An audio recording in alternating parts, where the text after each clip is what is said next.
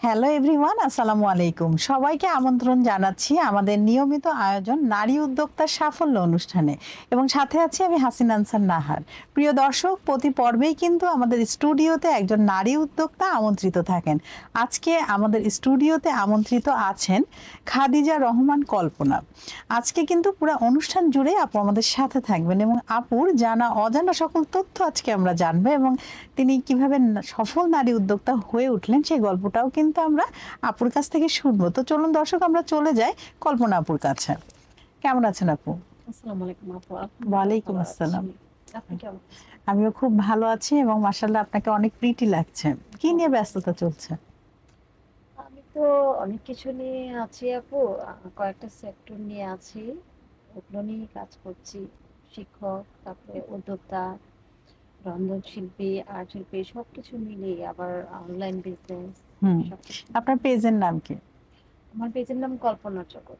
আচ্ছা, আপনার প্রোডাক্ট সম্পর্কে বিস্তারিত বলেন। প্রোডাক্ট অর্ডার করলে আসলে কিভাবে করবে?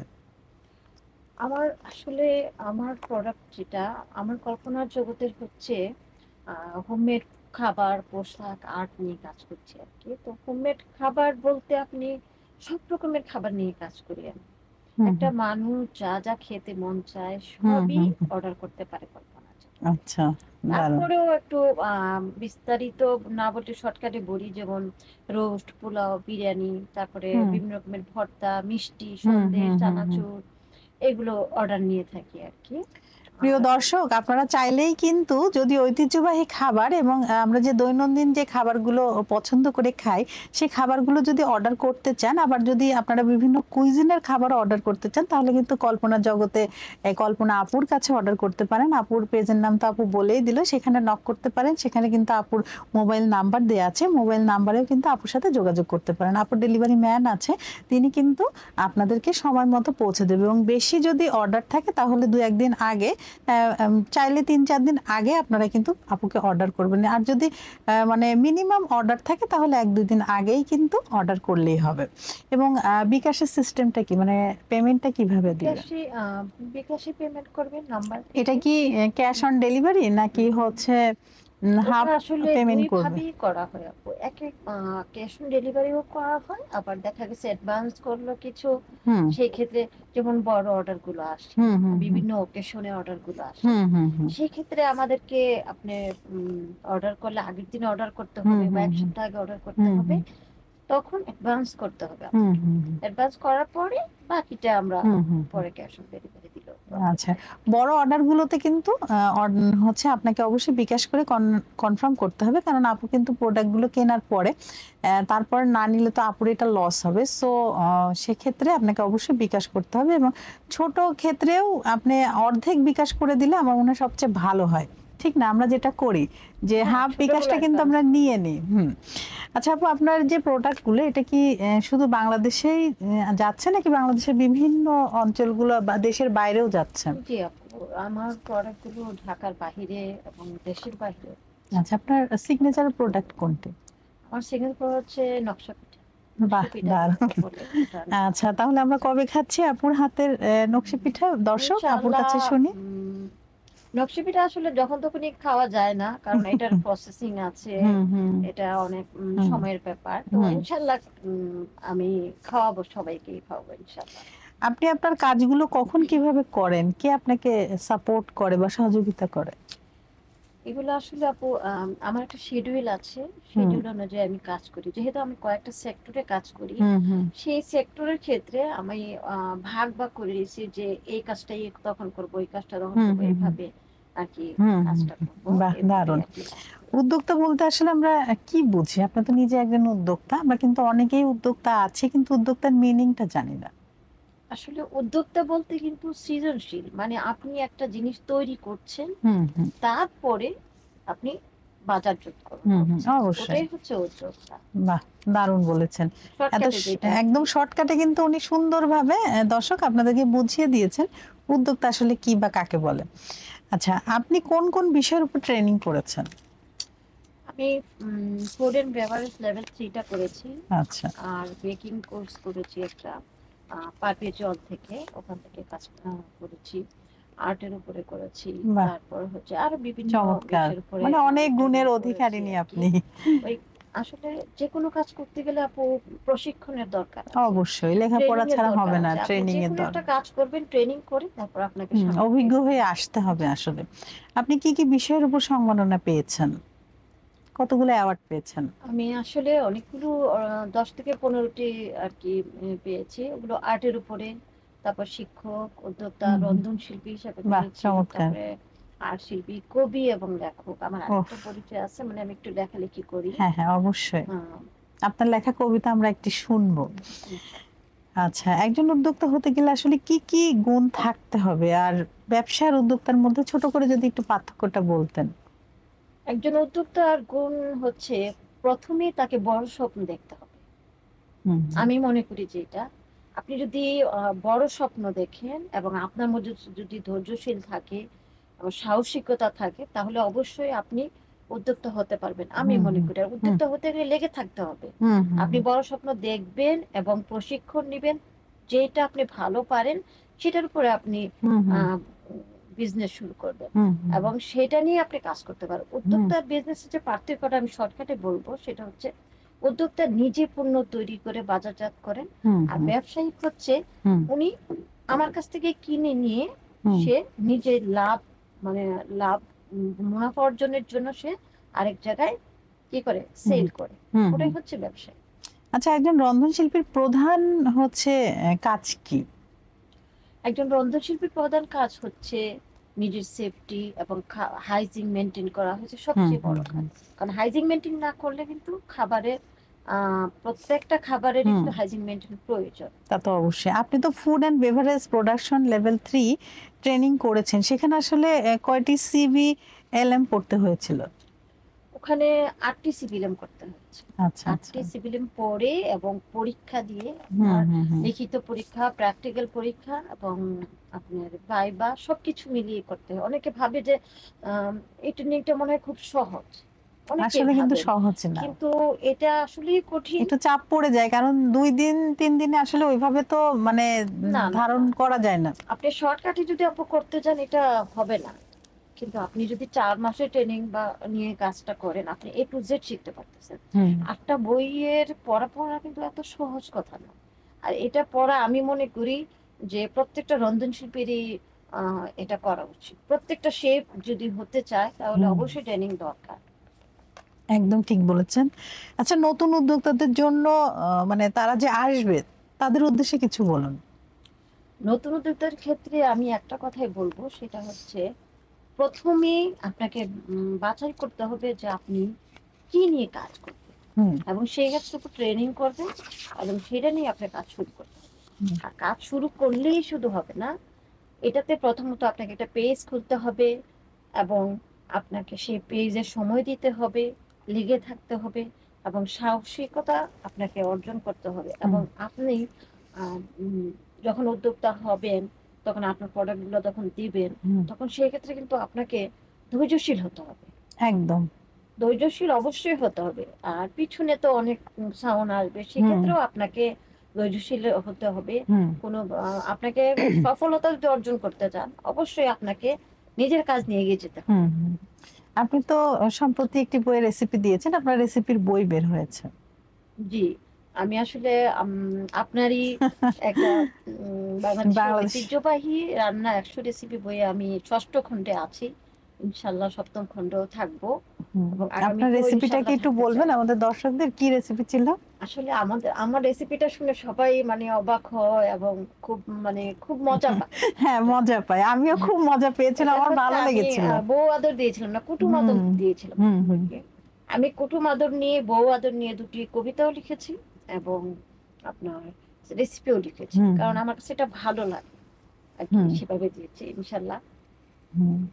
তো আপু, আপনি তো কবিতার বই বের করেছেন, আপনি তো অনেক গুণের অধিকারিণী আমি বলবো, কারণ রান্না নিয়েও কাজ করছেন, কবিতা, আবার শিক্ষকতা করছেন, অনেক কিছু।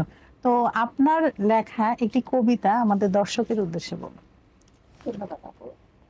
আসলে আমার লেখা কবিতা তো অনেকগুলাই আছে, কিন্তু আমি যেখানে যাই আমার মায়ের কবিতাটাই বেশি বলি। অবশ্যই, আন্টির কবিতায় আমরা শুনবো। মাকে নিয়ে আমি বলি, কারণ আমার মা যখন আমি ব্যস্ততায় যখন মাকে দেখতে পারিনি, হুম হুম তখন আমার মা আহ, হুম মারা গেছেন। তো হুম যার জন্য আমি এটা নিয়ে খুব কষ্ট, এবং এটা নিয়ে আমি হুম কবিতাটা হুম লিখেছি। এর আগের বারও আমি কবিতাটা পাঠ করেছিলাম। তো এই হুম হুম। কবিতাটাকে আমি আহ, গান হিসেবে আমি এটা বলি। কবিতা আচ্ছা, ঠিক গতবার আছে। আগের বারও বলেছিলাম, গান হিসেবে একটু বলি। হুম হুম আমার মা বলেছিল, মেয়ে কেন আসিস না, মা মরে গেলে মার পাবি না, মা মরে গেলে মার পাবি না। আমি বলেছিলাম, মা গো আসবো দুদিন পরে, হাতে অনেক কাজ, মা গো কাজগুলো শেষ করে। সেই তো গেলাম মায়ের কাছে, মাকে পেলাম না, মা যে আমার অভিমানে কথা বলে না। মা বলেছিল, মেয়ে কেন আসিস না, মা বলেছিল, মেয়ে কেন আসিস না, মা মরে গেলে মা আর পাবে না। এটা অনেক বড়। তো খুবই আমি সুন্দর একটু কি আপু, বললাম, এটা কথাগুলো আসলে অনেক সুন্দর। আপনার অনেক মায়ের সুন্দর। লেখা, মাকে নিয়ে লেখা আর আপনি কি। নিজে লিখেছেন জি, আপনার আমি নিজে মাকে নিয়ে, লিখেছি খুবই কবিতা। সুন্দর। মানে এটা প্রতিটা কবিতাটাও শব্দ অনেক সুন্দর, এবং খুবই এটা গানটাও স্পর্শকাতর করা আর আসলে, কি। মানে চোখে পানি চলে আসে আর কি, জি, ইমোশনাল হয়ে যাবে। মা তো আসলে একটা কি বলবো, স্পর্শের জায়গা। তো পৃথিবীর সকল মায়েরা যে যেখানে আছেন সকলেই ভালো থাকুন, এবং যারা দুনিয়াতে নেই তারাও ওপারে ভালো থাকুন। আপনারা সবাই ভালো থাকবেন। সকল মায়ের প্রতি শ্রদ্ধা এবং সম্মান এবং প্রাণ ঢালা ভালোবাসা। তো আপু, ভবিষ্যৎ পরিকল্পনা কি আপনার? আমার ভবিষ্যৎ পরিকল্পনা আছে আপু, আমি যা যা শিখেছি হুম এটার পরে কয়েকটা সেক্টর তৈরি করে হুম হুম। আমি এগুলা কাজ করব। বাহ, যেমন আর্ট নিয়ে, চমৎকার। তারপরে রন্ধন শিল্পী যেহেতু শিখি, হুম হুম আপনার বেকিং এর উপর কেক নিয়ে, তারপরে হুম হচ্ছে যেহেতু চানাচুর বিস্কিট, তারপরে হুম হচ্ছে আপনার লচ্ছি পাতা, এগুলো তো সবকিছু হুম হুম হুম আমার এগুলো নিয়ে আলাদা আলাদা করে আর কি সেক্টর তৈরি করব, এবং সেইভাবে আর কি কাজ করব। এবং উদ্যোক্তা বোনদের ক্ষেত্রে আমি বলবো, আমি এখন ও আহ, ওনাদেরকে নিয়ে আমি কাজ করতে শুরু করেছি, হুম যারা এগুলা সম্পর্কে, অনেকে উদ্যোক্তা সম্পর্কে জানে না, হুম বুঝে হুম না, হুম হুম বিজনেস কি জিনিস বুঝে না, হুম হুম হুম তারা শিখতে চায়, আসতে চায়, হুম আমি হুম। তাদেরকে হেল্প করি বাহ, বিভিন্ন চমৎকার। বিভিন্ন ভাবে আমি হুম হেল্প হুম করি আর হুম। কি এটা। খুবই সুন্দর। আপনার জন্য অনেক অনেক শুভকামনা, শুভেচ্ছা। কারণ আপনি অনেকগুলো কাজের সাথে যুক্ত, এবং কিভাবে জানি সবকিছু মানে একদম সময় মতো করছেন। আচ্ছা, এটা কিভাবে সম্ভব হচ্ছে যে সবকিছু আপনি টাইমলি করছেন? টাইম ওই যে ম্যানেজমেন্ট আপু, আসলে আপনার কি? শিডিউল করে নিয়েছি, সকালে এই কাজটা করব, বিকালে এই কাজটা করব, এভাবে শিডিউল করে নেওয়াতে হয়েছে কি আমার কাজগুলা সেভাবেই হয়েছে। আপনি হুম দেখবেন শিডিউল ভাবে চলাফেরা করলে আপনার সব কাজই আর কি হুম শিডিউল হুম হুম ভাবেই সবকিছু কমপ্লিট হয়ে যায়। হুম। আচ্ছা, আপনার হাতের কোন রান্নাটা সবচেয়ে মজা হয়, যেটা বাসায় বলে বা অর্ডার খুব বেশি আসে?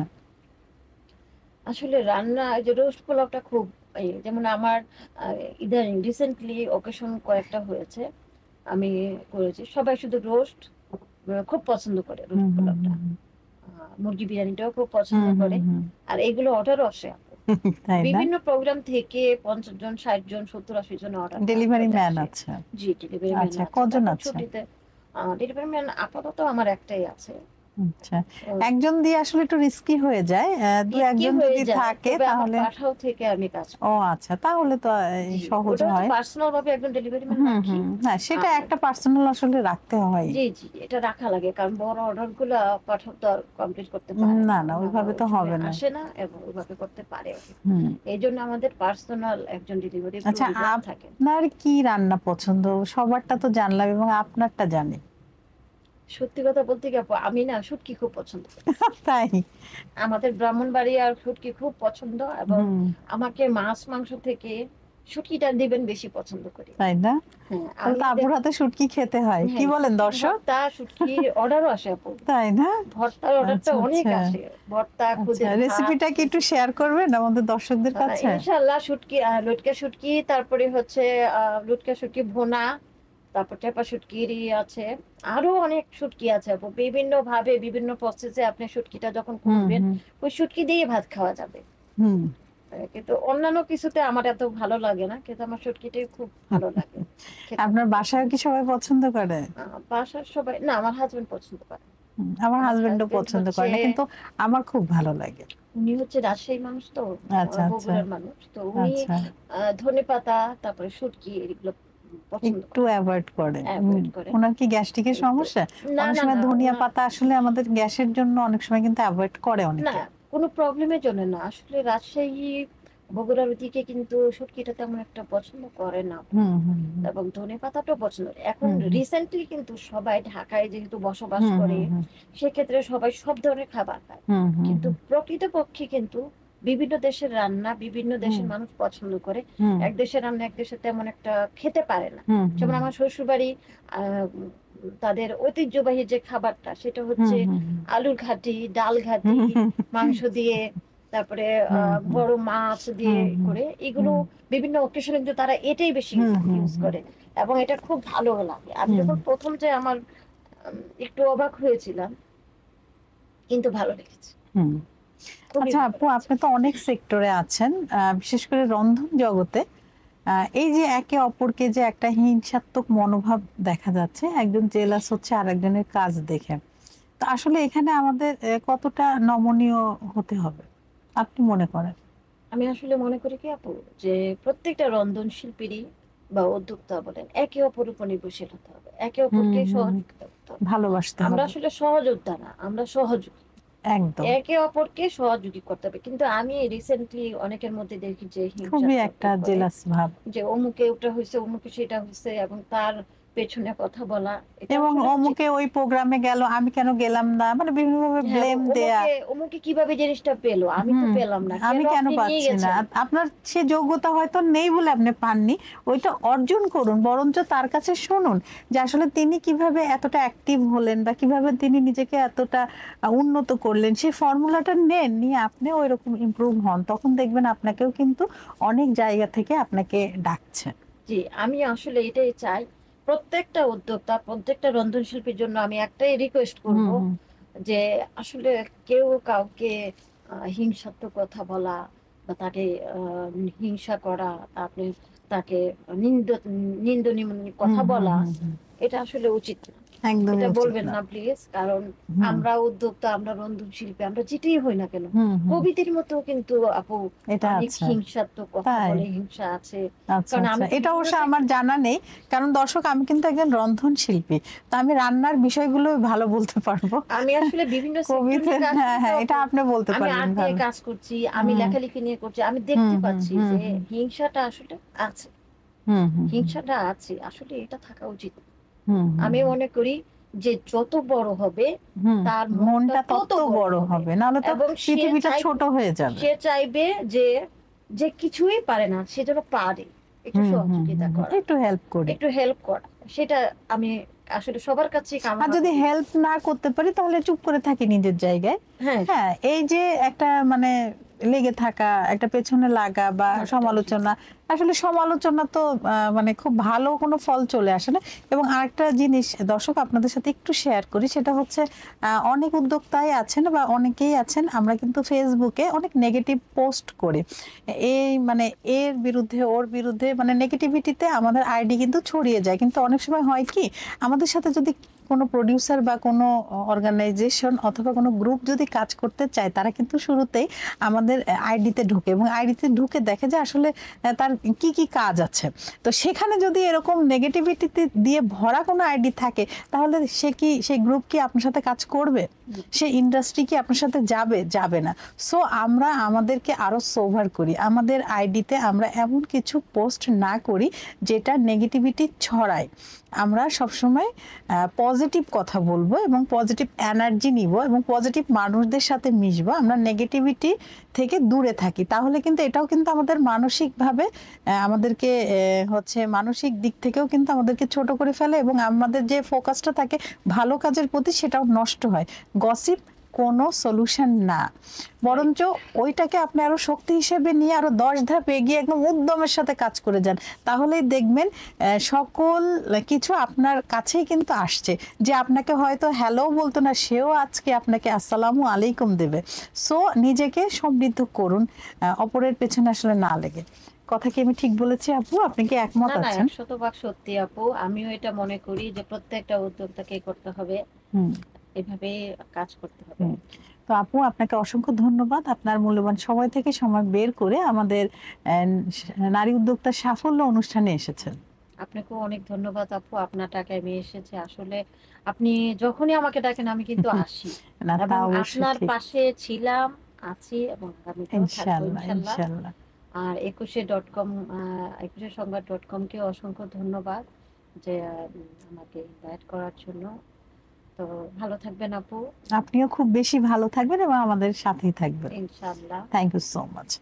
দর্শক, আপনারা যারা এতক্ষণ আমাদের সাথে ছিলেন, আপনাদের সবাইকে অসংখ্য ধন্যবাদ আমাদের সাথে থাকার জন্য, পাশে থাকার জন্য। তবে আপনারাও কিন্তু আমাদের এই অনুষ্ঠানে জয়েন হতে পারেন। সেক্ষেত্রে আমাদের যেই অনুষ্ঠানের যে পোস্টটি থাকবে সেটার কমেন্ট বক্সে গিয়ে আপনি আপনার নাম, আপনার পেজের নাম, আপনার মোবাইল নাম্বার এবং আপনার শর্ট সিভি, আপনার ডেজিগনেশন সেখানে দিবেন এবং আমাদের অফিস থেকে কিন্তু আপনার সাথে যোগাযোগ করবে। তো দর্শক, আজকে এ পর্যন্তই। আবার নতুন কোনো অতিথিকে নিয়ে আপনাদের সবার মাঝে আমি হাসিনা আনসার উপস্থিত হব। ততক্ষণ পর্যন্ত আপনারা সবাই ভালো থাকুন, সুস্থ থাকুন এবং নারী উদ্যোক্তার সাফল্য অনুষ্ঠানের সাথেই থাকুন। আল্লাহ হাফেজ।